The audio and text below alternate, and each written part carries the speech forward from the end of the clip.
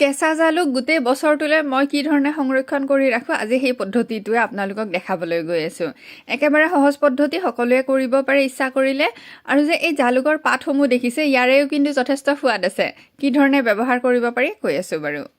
হোলীৰ প্ৰাক্ষণত আমি গৈছিলোঁ মানস ৰাষ্ট্ৰীয় উদ্যানলৈ, আৰু তাৰে ওচৰৰ চাহ বাগানত মই দেখিলোঁ যে ডাঙৰ ডাঙৰ গছকেইজোপাত কিবা কিবি লতাজাতীয় উদ্ভিদ বগাই গৈ আছে। ভালদৰে মন কৰোঁতে গম পালোঁ সেয়া জালুক। আৰু সকলোতকৈ ভাল কথা, সেই জালুকসমূহ সেই সময়তে এই ধৰণে গছৰ পৰা পাৰি থকা হৈছিলে। এইটো ৰুলে হ'ব। অলপ লৈ যাব দিব নেকি? আমি লৈ দিম ঘৰত, চাম। জালুক কিমান বেছি ঔষধি, আমাৰ শৰীৰৰ কাৰণে কিমান বেছি উপকাৰী, সেয়া মই নতুনকৈ কোৱাৰ প্ৰয়োজনীয়তা নাই। আৰু জালুক আঞ্জাত দিলে আঞ্জাৰ সোৱাদ কিমান বেছি ভাল হয়। আমাৰ গুৱাহাটী ক্লাবত যে টিচি স্কুল আছে, তাত মই হাই ছেকেণ্ডাৰী পঢ়িছিলোঁ, আৰু তেতিয়াই তাতে হোম চায়েন্সৰ কিতাপখনত পাইছিলোঁ যে কিছুমান জালুকত, সকলো ব্যৱসায়ীয়ে নহয় বাৰু, কিন্তু কিছুমান জালুকত কি কৰা হয়, অমিতাৰ যে কলা কলা গুটিবোৰ থাকে সেইবোৰ শুকাই মিহলাই দিয়া হয়। মানে তেনেকৈ জালুক ডুপ্লিকেট কৰি বজাৰত কেতিয়াবা বিক্ৰী কৰা হয়। গতিকে যিহেতু চকুৰ সন্মুখত ইমান কি বুলি কওঁ আৰু, গছৰ পৰা পাৰি থকা জালুক দেখা পাইছোঁ, নানাকৈ কেনেকৈ থাকোঁ। জালুকৰ লগতে এই ধৰণে জালুকৰ এডাল ডালো লৈ আনিছোঁ সিপাৰে সৈতে। ঘৰত ৰুই চাম কি হয়, দেখা যাব। মানে গছজোপা হ'লেতো ভালেই বাৰু।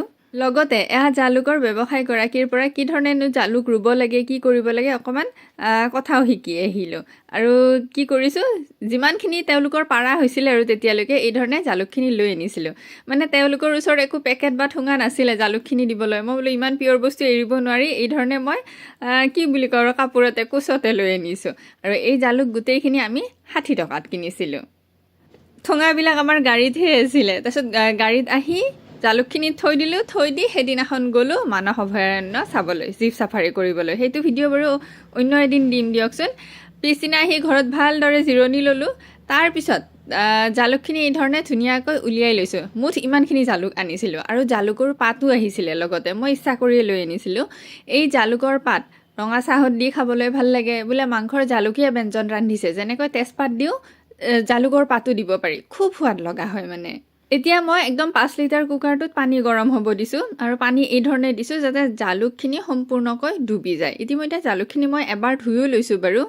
আৰু যেতিয়া পানীখিনি সম্পূৰ্ণৰূপে উতল আহিছে, তেতিয়া মই ইয়াতে গোটেই জালুকখিনি দি দিছোঁ। মই জালুকখিনি ছিঙি দিয়া নাই, জালুকখিনি মই থোকে সৈতে এই ধৰণে পানীত দি দিছোঁ। কাৰণটো হৈছে কি, এই থোকটোলৈ মন কৰিবচোন, ইয়াতে দেখিছেনে টিকলা টিকলা বহুত জালুক আছে। আৰু সেইকাৰণে এইখিনিতো আৰু থোকৰ পৰা এৰুৱাবলৈ ইমান সহজ নহয়। গতিকে এই ধৰণে গোটেইখিনিয়ে দি দিছোঁ পানীত। আৰু মই পানীত খুব বেছি 1 মিনিটহে এইখিনি ভালদৰে উতল আহিব দিছোঁ। এতিয়া যদি কাৰোবাৰ মনলৈ প্ৰশ্ন আহিছে যে জালুকখিনি কিয় এই ধৰণে গৰম কৰিছোঁ, মই কিয় ডাইৰেক্ট ধুই পেলাই ৰ'দত শুকোৱা নাই। আচলতে জালুক সংৰক্ষণ কৰা 2টা পদ্ধতি আছে। ধুই এই ধৰণে ৰ'দত শুকাইও থৈ দিব পাৰি, আৰু এই ধৰণে পানীত মই যি ধৰণে ধৰক 1 মিনিট উতলাইছোঁ, এই ধৰণেও কৰিব পাৰি। এই ধৰণে পানীত উতলাই যেতিয়া জালুকখিনি সংৰক্ষণ কৰা হয়, তেতিয়া কি হয়, জালুকখিনিত যদি কিবা কীট পতংগ আছিলে যিখিনিয়ে জালুকখিনি অনিষ্ট কৰিব পাৰে, সেইখিনি মৰি যায় তাৰমানে।